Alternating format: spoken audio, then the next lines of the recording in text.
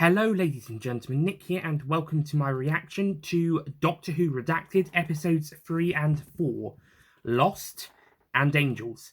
So, slight confession, I didn't get round to listening to episode 3 of Redacted until yesterday. So, today is Wednesday, the 11th of May. The episode came out on Monday, the 2nd, and I didn't get round to listening to it until yesterday, Tuesday the 10th. However, I did listen to both that episode and episode 4, released on Monday the 9th, back to back. So I'm going to do both episodes in the same reaction like I did with episode 0, the introduction, and episode 1, when those two came out a few days apart.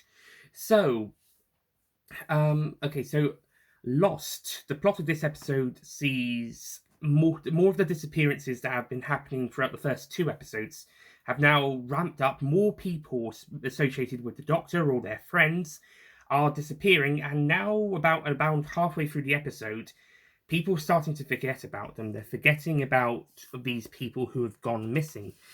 And this includes Queen Victoria, as it's revealed that Cleo worked at the Queen Vic Theatre, but the name has now changed, and Queen Victoria is now known as the Lost Queen, and she's been erased from time.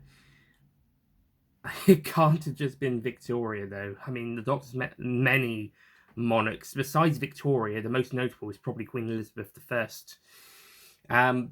But yeah, this episode mostly focuses on the continuing disappearances of everybody or a lot of people who have association with the Doctor or their friends. For example, the Chandra family being, Harish and Geeta being the parents of Rani Chandra, who is a friend of Sarah Jane Smith, who is a friend of the Doctor, and technically Rani is also a friend of the Doctor when she met him in Wedding of Sarah Jane Smith and Death of the Doctor in series 3 and 4 of SJA. But yeah, and also Yaz's family is starting to disappear. And technically they did meet the Doctor, but they don't really know her that well, really. So people are just disappearing, whether they know the Doctor that well or not, or even at all. But if they know maybe some of their friends, such as Rani, or a friend of a friend, such as Rani being a friend of Sarah Jane, then that seems to cause them to disappear. And this now extends to Queen Victoria and other monarchs and other people across time and space. And after they start disappearing, they start to be forgotten about by everybody, including the main characters. Or some of the main characters start forgetting about the Doctor and the TARDIS and some of the other things, such as Queen Victoria. It's also in this episode where we get a description of what was happening at the end of episode 2, where Rani seems to be on this snowy planet looking after civilians, and some sort of Transformers-style robot alien creatures came after them and have now sighted her Cleo and her brother on Earth, and it looked like they were going to attack. But as of the end of episode 4, these creatures have yet to attack planet Earth. The worst that happened was the hotel disappeared in relation to the cliffhanger. Meanwhile, Abby goes to talk with Abby doesn't really do an awful lot in this episode, but more on her in the next one. One of the things I was hoping episode 3 would get round to was more stuff about Shauna, who was the least developed of the 3 main characters in the first 2 episodes. She was the least focused on. Most of it was on Cleo. Abby got a bit more in the second episode. This episode does shine a bit of a spotlight on Shauna. She lived. I don't know if I'd say lives with her grandmother, but she definitely comes to see her, and they have a bit of a conversation. Seems like her grandmother is okay with Shauna being lesbian, but not so much her being interested in Abby, due to Abby already being taken. And this one's a bit of a silly reason for not being so keen on her. She lives 400 odd miles away. Or 400 miles away. Yeah, I guess she never heard of long distance relationships. Oh well, at least she's pro-lesbian, which in this decade and century is good, because at this point in time, some idiots seem to be wanting to go backwards in progression. Don't ask me why. It's the 21st century. Get with it. Anyway, so episode 3 is mostly just about the characters going around doing a couple bit of stuff, and with the disappearances continuing, and then people starting forgetting about them. The end of the episode has probably got the most notable thing outside of that, where Cleo's mother comes to see her and reveals that her brother has disappeared. So that's interesting. It's also worth noting that Cleo is now speculating that what's happening to everybody else could have happened to her father, and maybe he was taken by aliens or something. Possibly. I mean, being Doctor Who, that's the most likely explanation. But this franchise can subvert expectations. I just hope it's not revealed that the brother turned out to be the one who's responsible for the disappearance of their father. That would be a cop-out. On to episode 4. This one is a lot more interesting. Not to say episode 3 was boring or uninteresting. That one was pretty good, but there wasn't a huge amount going around plot-wise besides the disappearances continuing and then everybody forgetting about them, and the resolution of the cliffhanger of the previous episode, and a new cliffhanger at the end of this one. Episode 4 is focuses on Abby going to meet Lawrence Nightingale from Blink, played by the same actor from that story, and she goes up to go and see him in an necropolis in Scotland to try and meet him about talk to him about the Weeping Angels and West of Drumlands and what happened back in 2007 with his experiences there. Shauna and Cleo start to worry that Larry might be the one responsible for all of the disappearances and people forgetting about everything, and fear that he might murder Abby and go up to Scotland to try and stop that from happening. Obviously, Larry isn't the one responsible for all of this. This is way out of Larry's control, unless he did an Adam Mitchell in the IWM. Was it IWM? Doctor Who comics back in 2013, where he somehow gained all this technology and went all out supervillain on the Doctor for a 50th anniversary magazine miniseries, comic miniseries. Unless he did that, I don't think Larry Nightingale is capable of whatever's going on in Redacted. And he certainly has nothing to do with those robot creature things seen at the end of episode 2 and start of episode 3. No, what's actually happened is that Larry confronted the Weeping Angels following the disappearance of his wife, Natasha. So we're following on continuity from, I think it was last year's Weeping Angel game. I can't remember its title, but it's the Weeping Angel game that came out last year that featured Larry and Osgood. And that game said that Larry and Sally had broken up and they were living separate lives.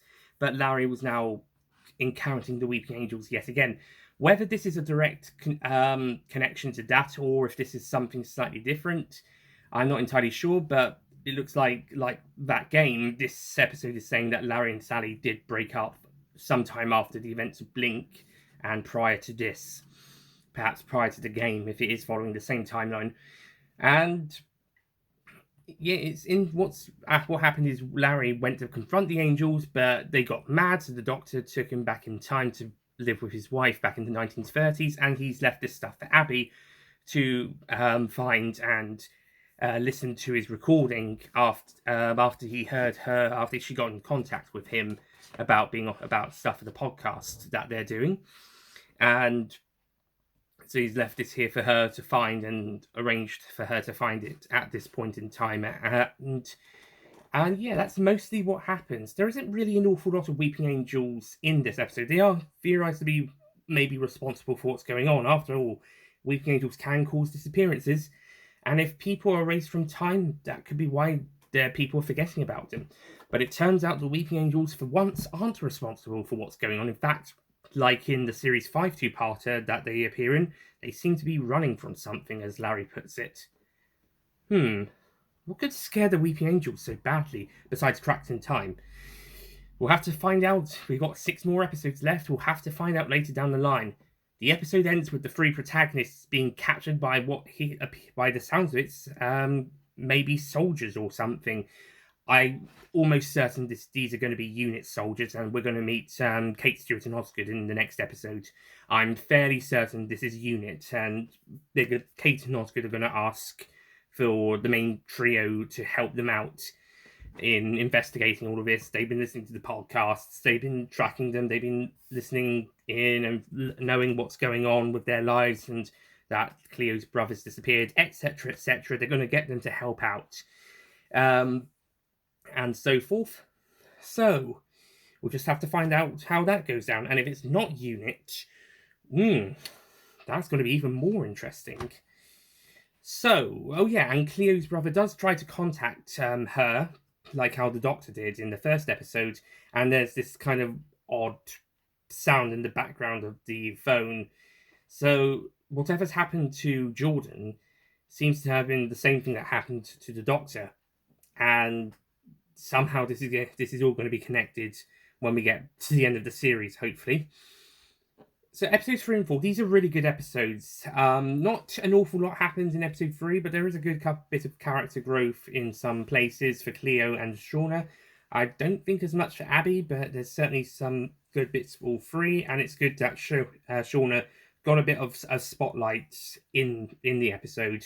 So we got to know a little bit more about her. I still think she's the least developed of the three, but that's okay.